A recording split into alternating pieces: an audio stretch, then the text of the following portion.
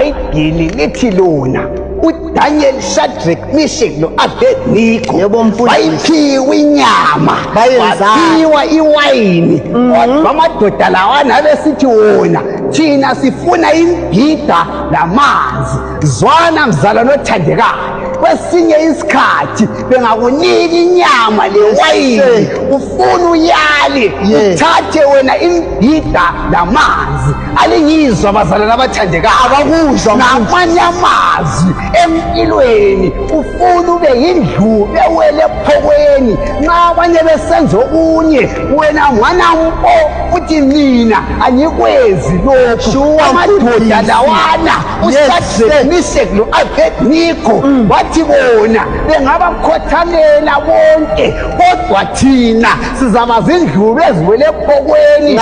Ngeke siguqe noma bengasiphosela emlilweni, ngeke siguqe, sizaba ngamabhinzi in the pot. Awungizwa mzalwane othandekayo? Awungizwa mzalwane?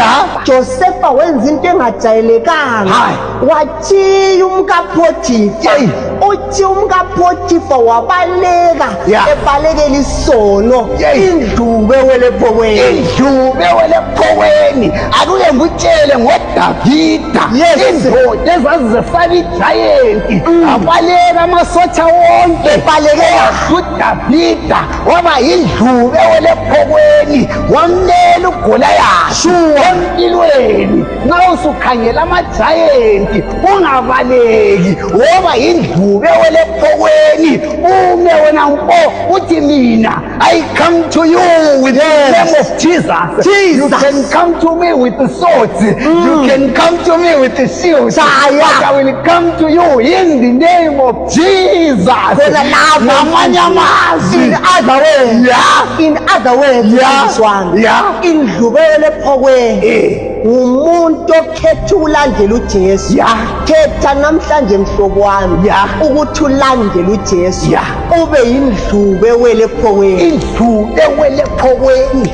Ngamanye amazwi sengivala ikhona enye indoda yakhetha ukuba yindlube ewele ephokweni. Abanye belenge esiphambanweni ngenxa yokutshontsha, abanye belenge esiphambanweni ngenxa yokufeba. UJesu walenga esiphambanweni engawonanga, waba yindlube ewele ephokweni. Alingizwa bazalwane? Ukuba yindlube ewele ephokweni kuthi ukuthi zama phakathi kwamasela amabili uthi mina angisosela. Zama phakathi komhlaba onzima, umhlaba ogcwele abantu abawonayo, uthi mina angiwoni. Indlube ewele ephokweni, the being inside the pot.